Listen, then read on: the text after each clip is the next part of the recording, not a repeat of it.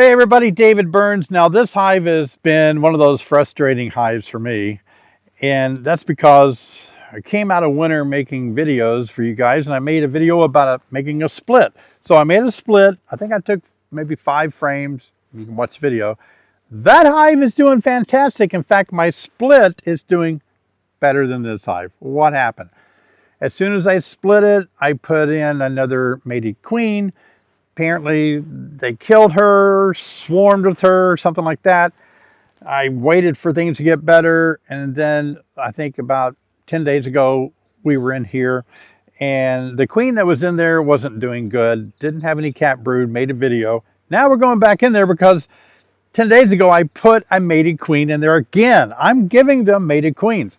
So today we're going to find 3 things. We're going to find either a mated queen that's laying eggs. Second thing we could possibly see is that they killed my mated queen again, and now they're raising their own. I took their failing queen out. That means that second scenario, they could be raising their own queen. It would be a queen cell, 10 days old now, capped over queen cells. So we could see that. We have to be careful not to tear those out. And the third thing, the third problem that we could see is that there could be nothing. That's the worst case scenario. No queen in the oven, no queen out working, and then we're stuck queenless again. So join me today. We're going to go in there and see what are these bees decided to do. Let's get started. Take the brick off. That didn't work. They're loud. They're loud in there. The louder they are, possibly they might be queenless still. Oh, by the way, I want to show you guys that are new to beekeeping what a beautiful frame of honey looks like that's capped over and ready to harvest. I'll pull this one up right here. I think this is a good example here. Yeah, maybe not this one, but pretty close.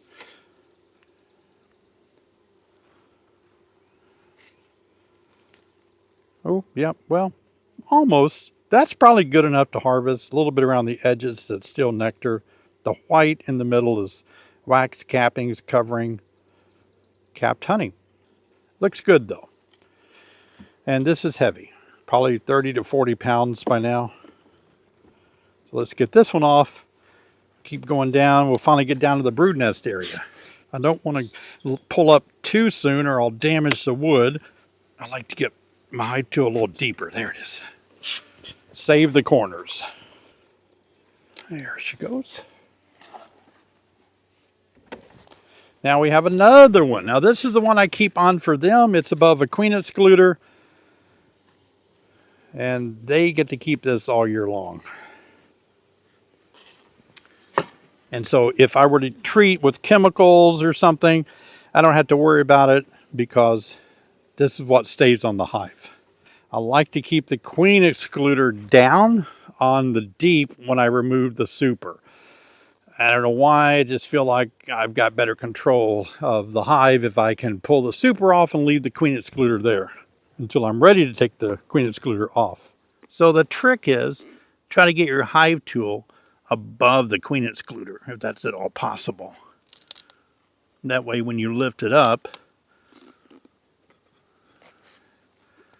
you're able to keep the queen excluder down. You got to keep working your way across. I'm trying to make it slide. Let me do this. Okay, I can pull it off now.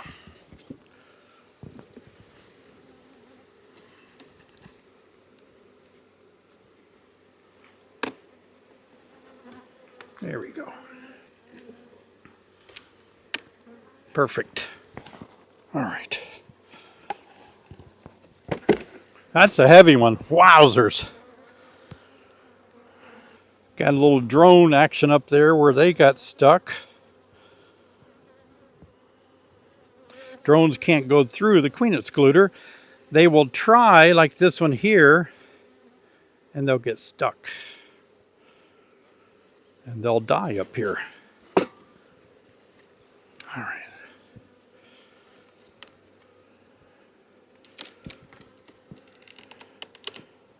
Some of those drones are happy to be out. And you can see there's the queen cage where I gave them a new queen. Fingers crossed. Okay, everybody, cross your fingers. Cross your fingers, say a little prayer. We hope that that blue queen is out and about and they didn't kill her. Her cage is empty. See if we can get that cage out of there.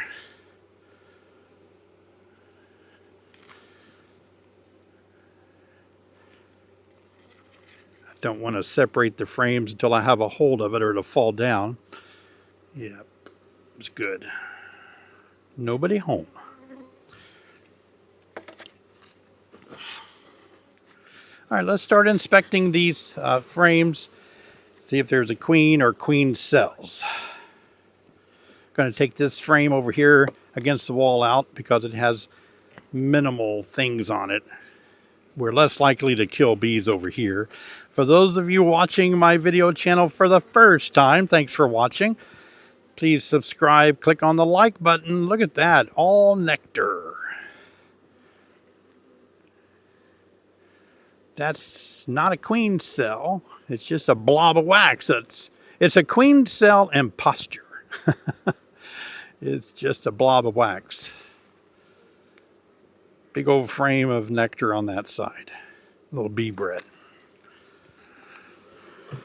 I still think they're too loud to have a queen. Oh, I hope I'm wrong. They're a little noisy. Nectar. Scooting across, doing an inspection. See if we have a queen. A new frame that's not very drawn out on that side. Started to be drawn out on this side.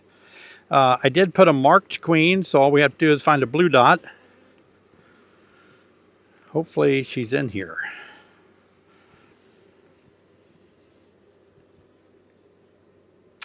Honey at the top, darker cappings that are saturated. That's why they look dark like that. You get a close-up of those, Patrick? Some people think that's weird.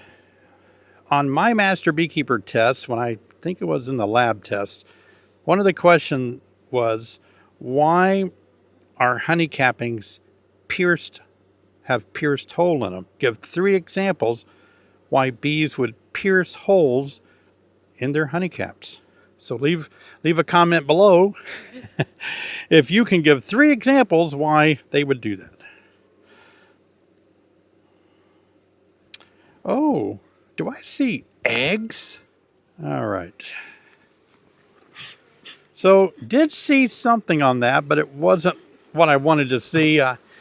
Looked like I could see some cells with royal jelly in them, which means that was larvae.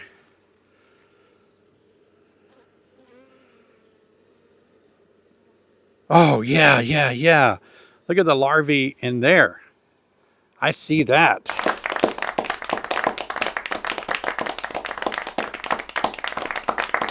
Oh, goodness, that's a good feeling. Yeah. Definitely see 3-4-day-old larvae on this frame. I want to dance.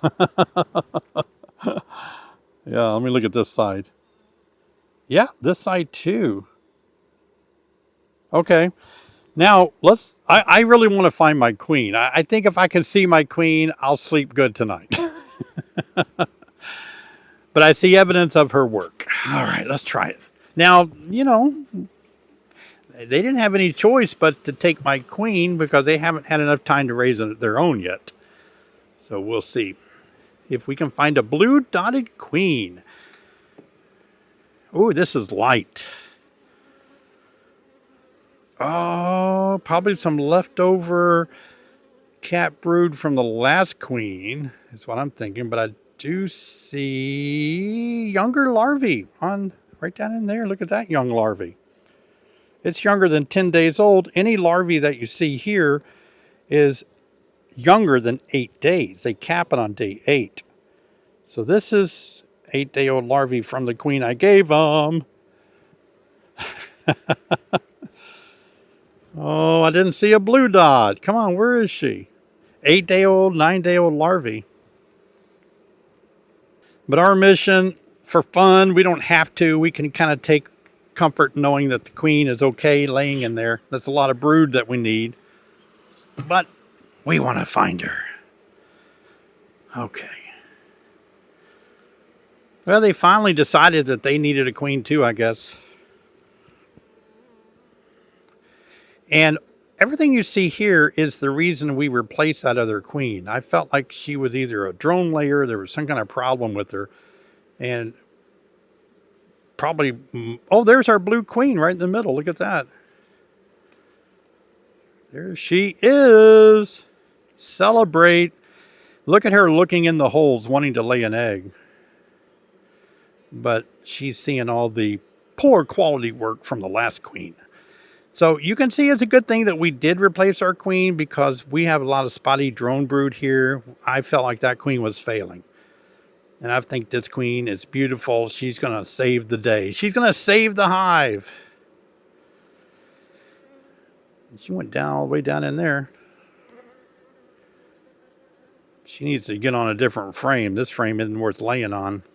But if you look at this aged larvae here, this is likely her larvae, perhaps. But she's laying in drone cells, so they're bigger. But they're about 7 to 8 days old. That would be her work. This would probably be the work of the last queen. We're kind of borderline right there. So good. Good, good, good, good, good. Oh, look, she's laying an egg. She's backing down in a cell.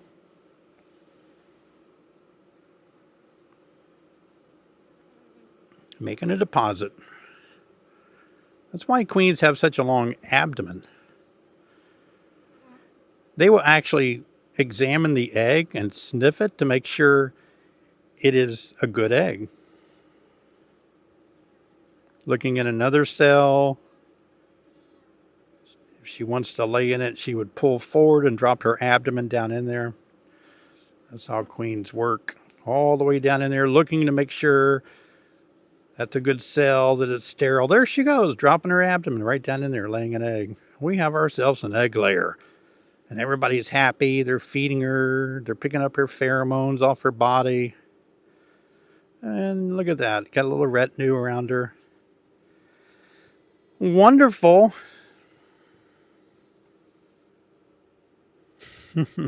Okay, I'm happy.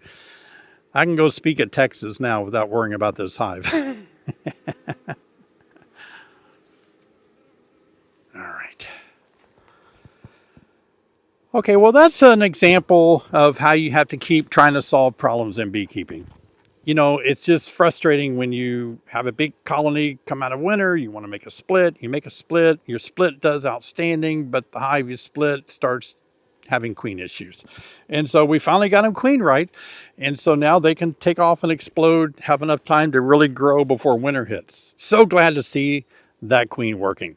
Tonight, I'm going to be on live stream, 7 p.m. Central Time. I answer your questions. It's a time for hundreds of beekeepers to get together, talk about beekeeping. We have a giveaway. I've got a good teaching plan tonight on beekeeping. So I'd love for you to join me. Here's the link. It's not ready yet, but you can get ready by clicking on it. Join me 7 o'clock tonight. Here you go, guys. See you over there.